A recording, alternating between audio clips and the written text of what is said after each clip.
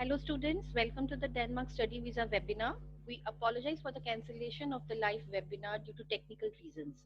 But this will not stop us in assisting you, so here we come back again with the recorded version. We have added all the FAQs which are frequently asked at the end of this video. So my name is Raminder Kaur and I work with Indo-European as a manager of visa services. I am sure that many of you have seen our country-specific videos already on our YouTube channel.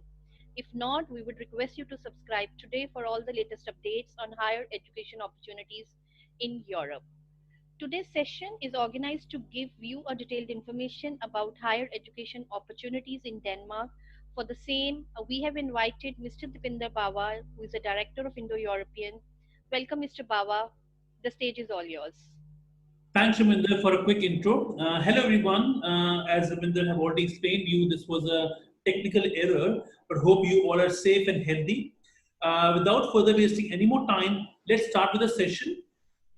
Denmark as a country is very, very close to me. The reason is that I have started my personal career 17 years back from this own country. So basically, my main concern is about why should you study in Denmark? Yes, sir. So the basic question which the students would wish to first know is that please share us some information about Denmark. So, Ravinder, Denmark is a country which basically is between Germany and Sweden. It's Okay. a Scandinavian country. When we talk about Scandinavian country, we're talking about Denmark, we're talking about Sweden, Norway, and Finland as well. You can tell that these countries are more like a brother sisters. Reason why I'm saying this because you will see a lot of things are common here. Okay. The lifestyle, the people, language also a bit. I can say Denmark you have Danish, Sweden you have Swedish, Norway you have Norwegian, and all three are still holding on to their currency as krona. So Denmark is basically having a currency called Danish krone. This Right. currency is basically one Danish krone is equals to 10 rupees. Population is approximately 6 to 6.5 million. Neighboring countries I already explained to you. When it comes to language, Danish is a local language, but English is widely spoken. When I say widely, I can very easily say 80% of the people speak English in Denmark. So students who want to go to Denmark, they have all kind of questions. So I'm bundling up information as per the student profiles. A lot of students who go abroad, they also look for the part-time job opportunities. In Denmark, the students are allowed to work 20 hours a week. I know a lot of students ask me this question in all the forums, so I thought I should give the answer in the very beginning. And you are also allowed to work full time as a student during holidays, June, July, August. But in terms of wages, we talk about this was the next question normally people ask me. We talk about 130 Danish krone per hour as a legal wage, which you can also check in Google. 130 Danish krone means it is 1300 rupees. When we talk about 1 krona is equals to 10 rupees. So somewhere we're talking about 20 US dollars per month, per hour, basically, sorry, wage rate when students basically work in Denmark. When we talk about the job seeker visa, because when the student go abroad, the first question comes is, once I finish my education, how much time will I get to stay back in that country? So Denmark gives you 6 months on a go. Doesn't matter which program you pick. So you go for a diploma program, bachelor program, master's program, or you go for a PhD program. You have 6 months to stay in the country. Additionally, as a job seeker visa. Great. So, and the good thing about Denmark is that it is the only country which gives you lump sum visa. Let me explain to you what is the meaning of lump sum visa, which means that if you go for a 2 year program, you'll get 2.5 year visa. If you go for 3 years program, you get 3.5 year visa. So which means that all the programs plus the 6 months is given to you one shot, which means that you don't have to renew your visa again. This also means that you do not have to show money for the second year. Now, a lot of countries in Europe also have this formula that you go to countries, they give you the one year resident card, and then for the second year you have to again show money. But in Denmark, you don't have to show any kind of money. You get one shot visa, and you are completely, you have no worries about renewing your visa. You have entire duration of the visa to study. It also saves you a lot of money and paperwork. Okay, so what kind of courses are available, sir, and what are the eligibility criteria for the admission selection, particularly in Denmark? So basically, when we talk about the courses, I think just before jumping into the courses, let us just quickly finish few more things on the living expenses side, because I think that we start with the language, the courses as well. The living cost in Denmark is approximately 600 euros per month, and student has, this is for one student, Okay. counting that student live in a shared accommodation. We talk about the general admission requirement also. Student needs an IELTS as mandatory document. So without the IELTS, you cannot apply for admission in Denmark.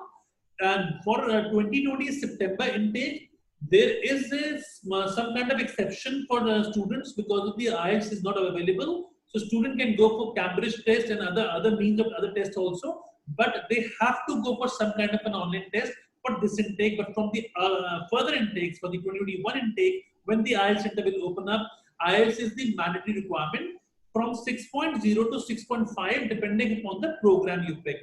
Coming to the intakes, you only have two intake in Denmark. One is September intake, other is the February intake. So for both the intakes, the student has to apply the visa minimum 2 months in advance, and the tuition fee approximately in Denmark start from 6.5 lakh rupees and goes up till 12 lakh rupees depending upon the course you're choosing.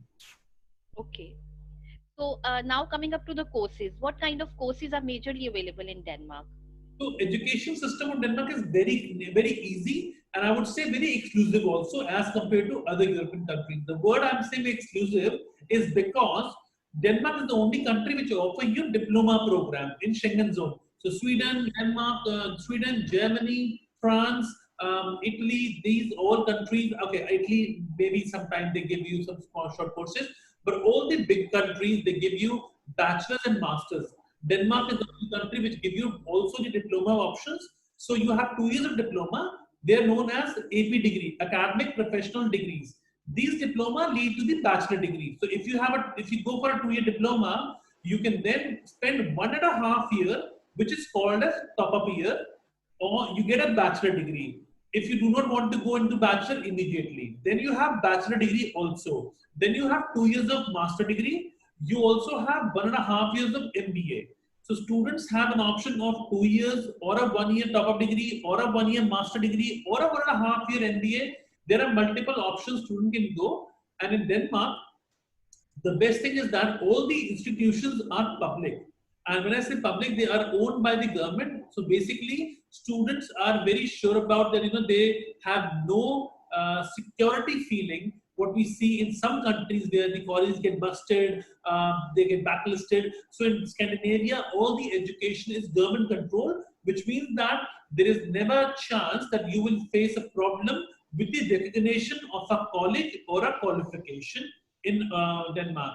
When we talk about the universities education, all the universities works on ECTS system, which is European Credit Transfer System. So it doesn't matter you study in Denmark a 1 year or a 2 year program, the amount of credit which you're going to get, those credits are good to transfer to any other country. Example, you have done a 1 year top-up degree program from Denmark after your bachelor degree. So this program is for 1 year, and this is for those people. Top up is given to always to those people who have either the half bachelor in India or have got a full bachelor, but their program, their marks is very low to get into master degree program. And for that, the top up degree programs are amazing. You go for a 1 year program, you have a 1.5 year visa, you can easily manage your investment in this 1.5 year. So whatever money you have spent in your top up degree program, you can take it out as a part time also. On the master's program, there's a very good program for 1.5 year. It's an MBA program. So this MBA program basically is starting in always September and in February. It gives you 2 year of visa. So in this 1.5 year, you have 1 year study, 6 months of thesis, and 6 months of the job seeker. So technically, you have 1 year of education and 1 year of the work visa. Once you finish your MBA of program, you can start up with your work permit, or you can also jump into a PhD depending upon the student choice. There are certain things which I would like to add, which are unique to Denmark as compared to Spain, France, Germany. First of all, Denmark allows you to bring your spouse as a dependent. They also allow you to bring your children as a dependent. When it comes to the spouse and children, of course, there are other dynamics we have to understand. Those dynamics are that your spouse and children are basically covered by the national medical insurance, which means that your doctor is free of cost in Denmark. Your hospitals are free of cost. You don't pay for those things. Your spouse can work full time in Denmark. Your children can go to the local school on the local language also, and they can learn they can go with the normal students, and they still don't have to pay for the tuition fee, or a very small amount you have to pay, because education and medical is state subsidy, so it's covered by the state. Doesn't matter you're a permanent resident, doesn't matter you're a student, doesn't matter you're a citizen. These two things are always given by the government to you. Coming to the taxation system, up to 5 lakh rupees, you do not have to pay tax. So let's suppose, say, as a student, I earn only 5 lakh in the next 4 months. Okay. I will not pay tax on the 5 lakh. That's a treaty they have got with India. So Indian citizens have a 5 lakh tax rebate. We called it as a tax-free card. Coming further on, the students dependent can work full time. There is no limit on that. Dependent is also can work or open their own businesses. Dependent do not have to show any kind of qualification or point system. There are only dependent has to show. One is going to be that the dependent has got a marriage certificate, which is apostille, and second thing is that he can show in his main applicant's account approximately 8 lakh rupees for the living expenses. So these are two basic requirements to get into Denmark as a dependent visa. The next thing people always ask about, well, how you basically see Denmark as a long-term destination. So when it comes to, because I think the question which comes to us always, during the counseling session, I have invested so much of money. I have lived here and I have spent my 2 years. What is my future? Am I going to stay back? Will I be allowed to stay back? Or this after job seeker visa, I'll be sent back home. So student basically like Denmark has a very clear immigration policy. I would not say immigration policy. I can simply say it is the route basically from where you can stay permanent. Now the rule says that once you finish your education, you do your job seeker visa, you find a job. In case you don't find a job in Denmark, then of course you have to either come back to India or you have to go back to another European country. But let me be very clear for this stage that when you study in Denmark, you have a job seeker visa. It is not only for Denmark, it is for the entire European Union. So when you're doing it 1.5 year MBA and you have a 6-month job seeker, you have 2 years. So after your first year, when your thesis starts up, you start finding a job in Denmark. Now, go to Denmark to find a job. I highly recommend you that you should also start taking Danish lessons, which is free of cost. Now, why will government give free of cost? There is a reason behind it. Lot of local commune is the basic name given to the local MCD of your area.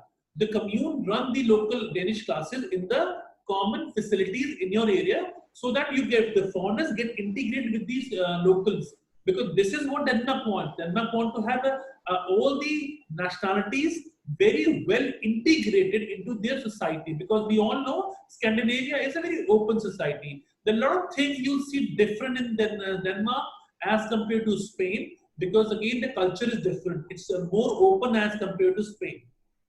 So when we talk about the education point of view, after finishing the education, you have time to find a job. Once you find a job in Denmark, you will convert your visa into a resident permit or a work permit. So as soon as you leave from India, the Danish embassy gives you only a initial visa D type to enter into Denmark. You enter in the country, you basically go to the place you want to stay.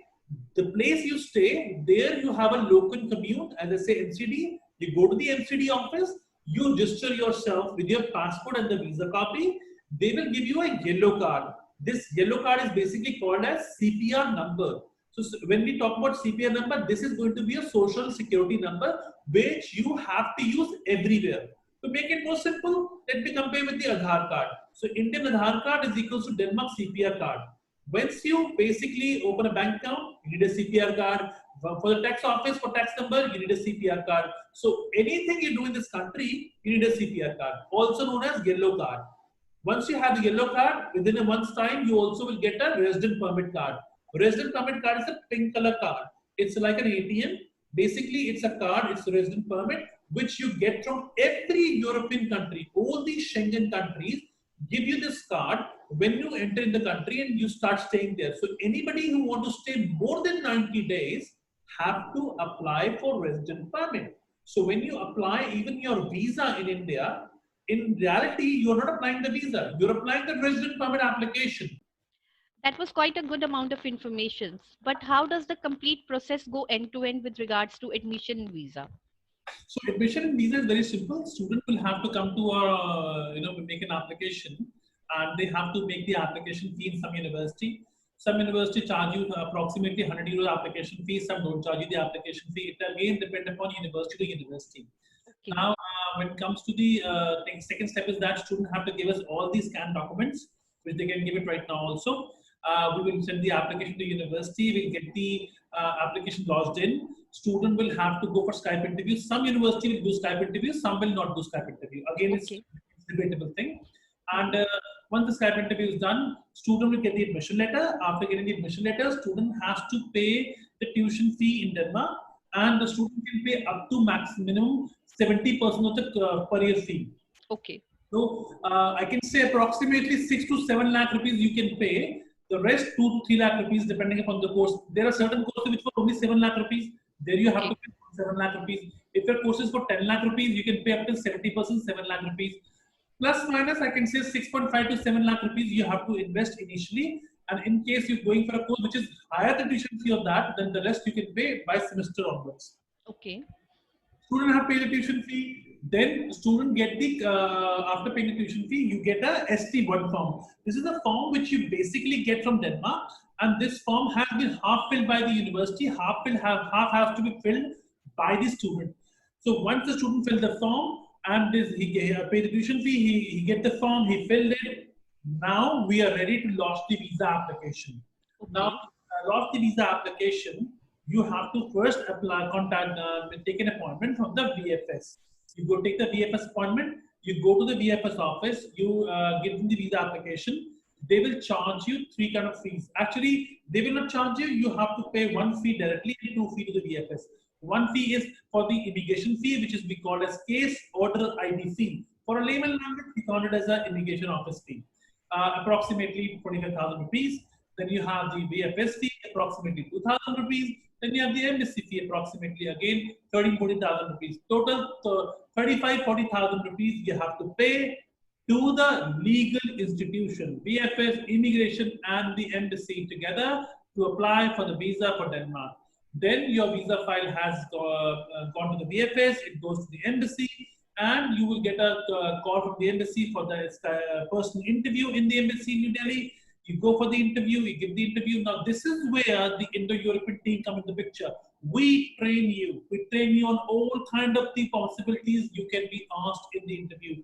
So you have to answer all these questions very confidently, and for that, you need to have a training. And that's where the expert training advice comes from the Indo-European trainers who help students to train them for the possible question can be asked during the interview. A lot of people take it very lightly, I have seen. For some reason, because see, confidence is good, but you need to understand you only get 1 chance, and in that chance, if you place your answers in a wrong way, your impression goes wrong, which means that the game is over. So you will not be getting a second chance. So all these answers will be consolidated and attached to the visa application, and then this file goes to the immigration office in Denmark. Now, the immigration office Denmark, the immigration case officer, going to check your admission letter, going to check your education documents, going to check your tuition fee payment, and most important, he or she going to check your comments by the visa officer. Now, visa officer have the authority to write all kind of comments, and these comments are taken from the conversation which they have with you.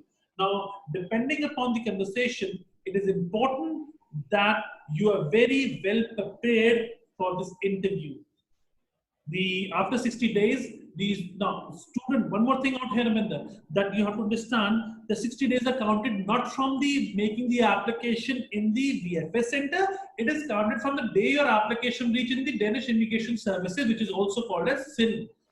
Now, a lot of people who make the late visa application, they always come back to us, and say, okay, fine, I have made an application on 60 days back, but I haven't got the visa. But they don't know that you are counting wrong way. You have to count the day the immigration got the application.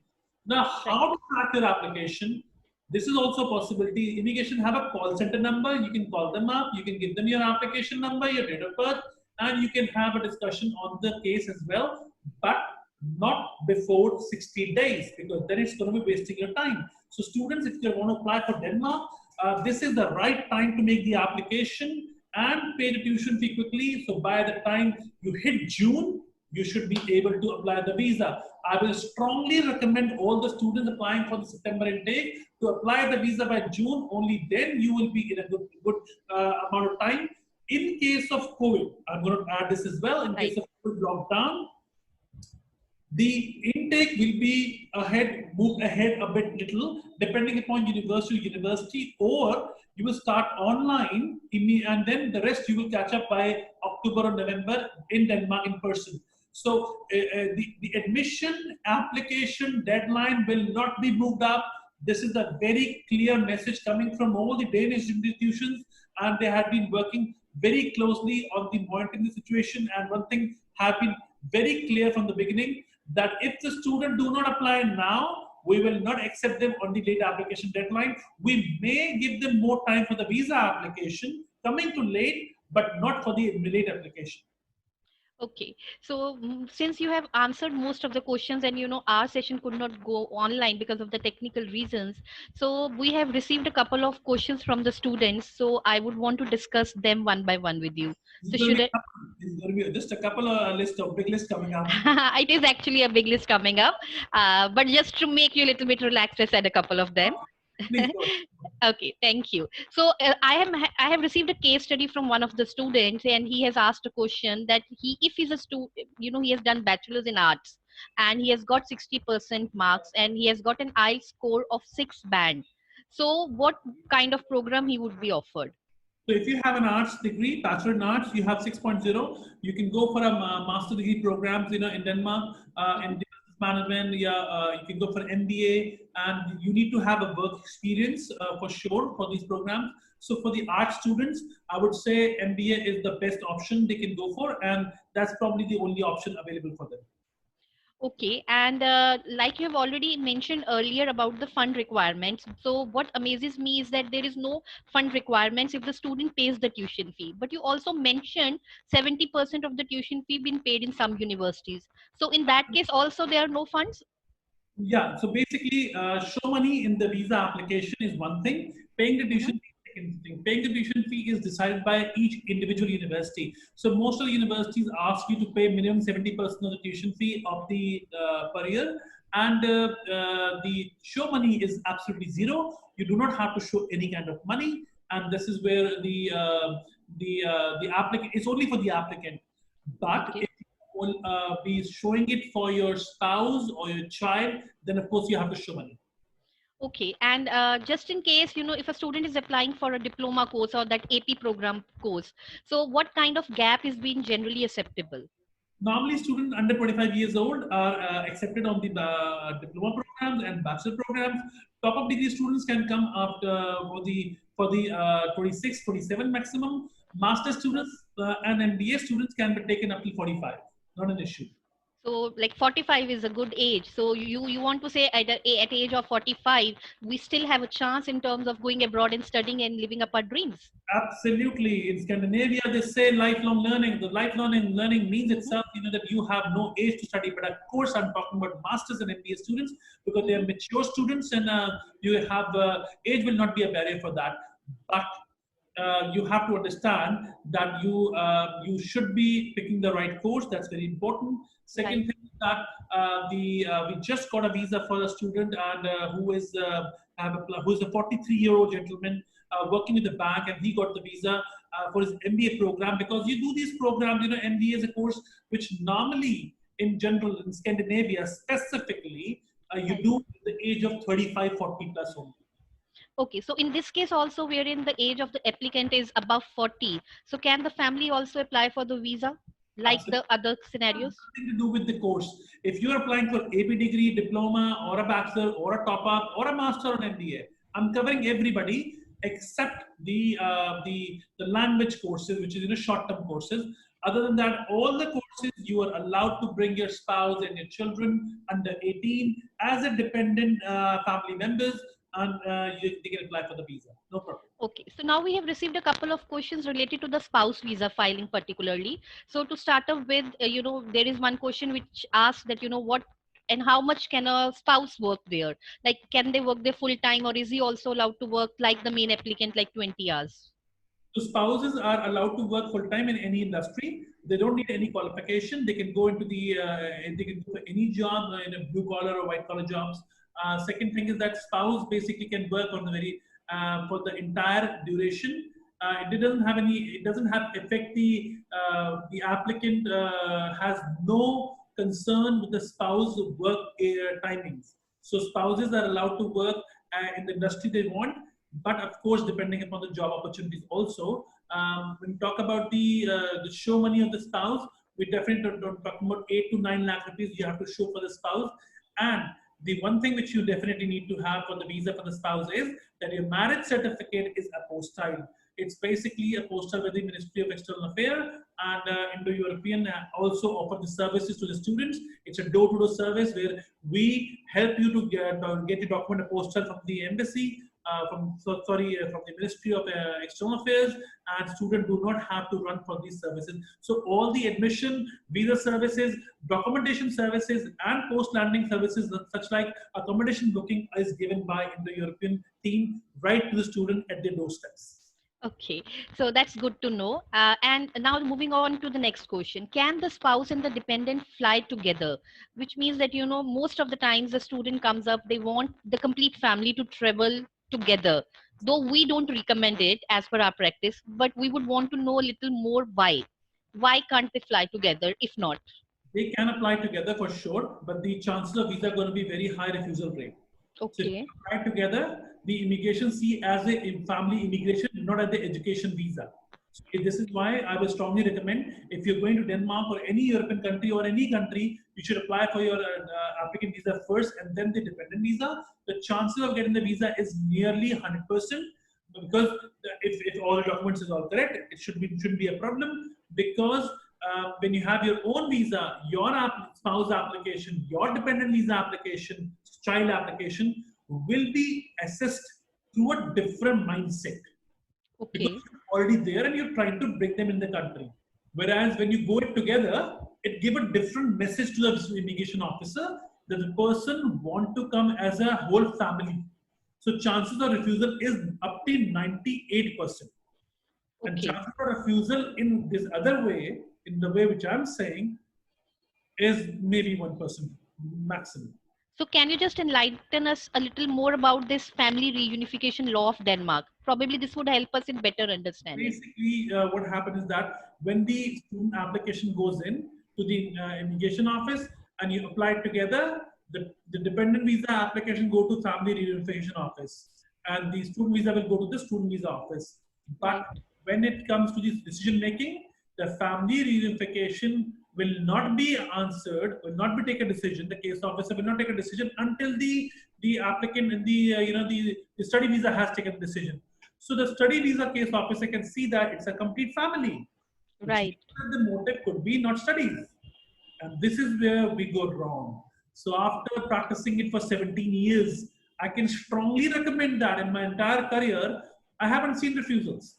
I must say I That's haven't seen refusal for the visa, refusal for the dependent visa where people have obeyed my suggestions, my guidelines.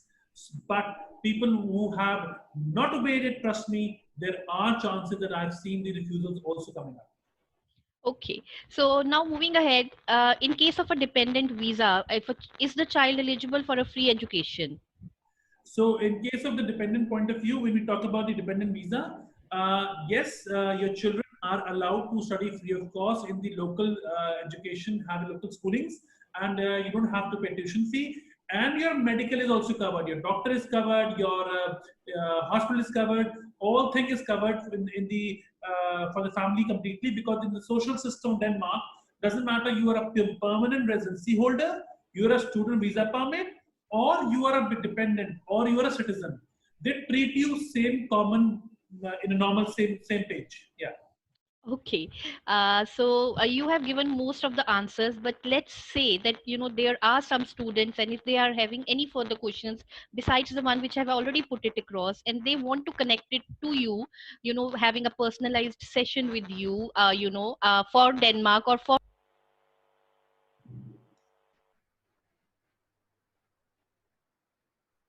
Yeah, Ravinda, can you hear me? Yes, sir. Okay, so moving ahead, let's say there is another case study. There is a student who has done his IELTS, in general training, and he had scored 7.5 bands in 2014. So, does he have to write IELTS once again to apply for Denmark? No, this is a very important thing. In case you have got IELTS general, it's also accepted. And in case you have IELTS general but expired, that can also be accepted. So students who have given the IELTS any time in their life, they can still apply with the same IELTS.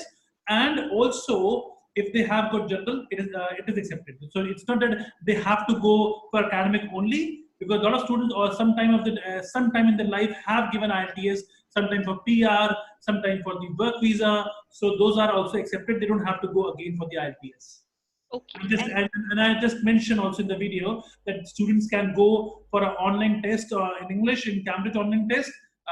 When they come and enroll with us, we will of course give them all the information, but they don't have to go for IELTS only. But this waive off is only for this COVID intake, 2020 September intake. okay. So now moving ahead, if like I am a student and I have done my BCom and I have done my MBA through correspondence, so am I eligible? And if yes, then what kind of courses would I be eligible into? So bachelor degree in which field? BCom, commerce, The student, if student has a BCom and master's degree in which field? masters in general, MBA correspondence in general management I have done. So that student can go for another MBA Okay, or a master in business administration. okay. Yeah. So okay, thank you. And are there any job placement options available in Denmark universities? All the universities have career offices, and they do have a very strong tie with the career company, the big companies, and they supply the international manpower also. And a lot of companies keep coming onto the university campuses also for the recruitment. But there they have career days where they meet people, students meet the big companies in a closed roof for networking events. Okay. And most of the time, the students do come back and they say that they have heard from different channels that language is a huge barrier there. Is that a true statement to state? See, when it comes to study as a part-time job, definitely you will not have any problem. If you want to live in this country, for long, I strongly recommend learning a language at some given point. Now, you learn it now, or you learn it in the sometime later. But if you want to live in Denmark and you have decided that, I would strongly suggest that everybody should learn Danish language, because once they finish the education, getting a job is easier. But it is absolutely not true that people have to learn Danish language to live for the day-to-day communication. Everybody in Denmark speak English. Okay. And will IELTS be required for the short-term language courses as well? And what is generally the visa success rate for these short-term courses? Short-term language courses is possible. They are 6-month language courses in Danish language and culture, but this 6-month language courses are given to students who have good English skills. IELTS is not required, but they start twice in a year. But if you don't have good language skills, I will not recommend students to apply for the visa. But if you have good language skills, you can speak good English, definitely you can apply for the visa. And you have to have a show money in case you have not paid for the living and the accommodation. So you have to show money also. Okay. So now to conclude, as we know that there had been in this outbreak of COVID-19, though few universities has given certain liberties with respect to the IELTS and the Cambridge examination which you have mentioned. But overall, do you think that the students would be able to make up for the September intake? Definitely only the ones who will apply their admission now. And Very I simple, straightforward. If you're not making the application now, you cannot go in September. That for sure. Universities are very clear that they will not extend the application deadline. They will extend the late coming deadlines, but not the application deadline. So by this, what I understand is that a student has to apply, get an offer, and obviously pay the tuition fee and reach at the visa stage. And just in case if the situation doesn't get normals, then only they can start with the online classes. Is our Absolutely. understanding correct? Absolutely, and they can apply for the visa when the embassy opens. We all know that nobody knows what's going to happen, but this is not going to go for the whole 2020. If he Right. can't apply the visa in May, maybe in June. If not in June, then July. But eventually he'll apply the visa in July and he'll get the visa by September. But if he do not make an application for the admission itself, Right. doesn't matter COVID open tomorrow morning also, it's no good to him. The students have to be smart enough and they have to understand that applying a visa is just the last bit of the game. Before that, you have the entire process pending. You have admission, you have tuition fee, you have paperwork, everything. So now talking about visa, once again, most of the students comes up and ask that, that they have heard from different channels that the visa process for Denmark and the documentations are very less and it's very simple. But what is your say on that? Is actually applying in Denmark visa an easy thing, or does the embassy interview plays a very critical role? All these things, admission interview to the embassy interview, makes a lot of difference. Admission interview, you will be grilled on these certain questions related to your life, your personal life, and that's something student can manage. But when it comes to the embassy interviews, it's tricky. You have to present yourself. It's like going for a job interview, and your first impression is going to be a last impression, and this is where the expert comes in. Yeah, I mean, this is where you go to expert and ask them what to do so that you do not make a mistake. And that's something very important is that students who are going to Denmark or any other country, they should go through they should take a very expert advice how to crack the embassy interview. And this is where students, as an Indo-European, we come into the picture. We come as your supporting hand to explain you what you have to say, when you have to say, all those mock questions, mock interviews, minimum of 1 month of training is given to every student applying for Europe. And this is where we are different from the other companies. Okay, that sounds very great in terms of the support which you are giving to the students. So now, since you have given most of the answers, but I believe there would still be some questions which must have left unanswered, right? So if there is a student who has some questions to put it across to you, whether that is regarding Denmark or any other country, so how can they have a personalized session or a meeting with you? So Ravinder, I'm a students person. You know, I love to interact with my students, and I'm always talking to students. We are holding studying in Europe days for before the COVID as well, where people can come and meet me and discuss with me. All these years, I had been working with the European educators, and I have helped thousands of students to go abroad and settle down with their dream destination. So I would definitely very happy to meet all the students one to one as well. So students, if you are willing to have a discussion with me and understand which country or which program will be best for you as per your budget, as per your demand, and as per your future concern. You can definitely have if it would be a normal day, I would be happy to invite you in one of the 8 offices we have across India, but definitely not now. And then, but we can definitely have a WhatsApp conversation session, a personalized session. So you can book a session with me. Here, I'm sending you a link on the video where in the bottom down you will see a link to book an appointment with me, and you can click that link, you can book an appointment, and we can have a one-to-one free counseling session. Absolutely true, it's going to be a free counseling session for student. You don't have to pay any kind of service fee for this counseling session, dedicated counseling session. So this will help you to understand which country you want to go and where you want to go. You might have got different questions in your mind, and you should get all the answers before you start your process, because it's very important to understand that every student has a different and a unique profile. I might give one student a 6.0 band student Denmark, but maybe the other student I will give him to Sweden, because there will be a different reason behind that. So click the link and book the personalized appointment with me and understand how I can help you to plan your career and your future in Europe. So thank you so much, Mr. Bawa. It was a very nice interactive session with you, and so we will connect sometime soon, Thank you, maybe Raman. with another country. Thank you so much. Thanks a lot for the session, and keep safe and healthy. And thank you for the technical team who has helped us to record this entire webinar offline. We apologize also once again for the delay and the cancellation of the webinar. But at times we have challenges, and there is some internal challenges in the technical issue. But eventually we are coming up with the right content for the viewers. So enjoy watching this video, and in case you would like to have access to more videos, you can log into the YouTube channel of Indo-European, subscribe the button, and you will have all the latest video about studying in Europe coming just on your screen. Thank you so much, and keep watching Indo-European channel. Thanks a lot.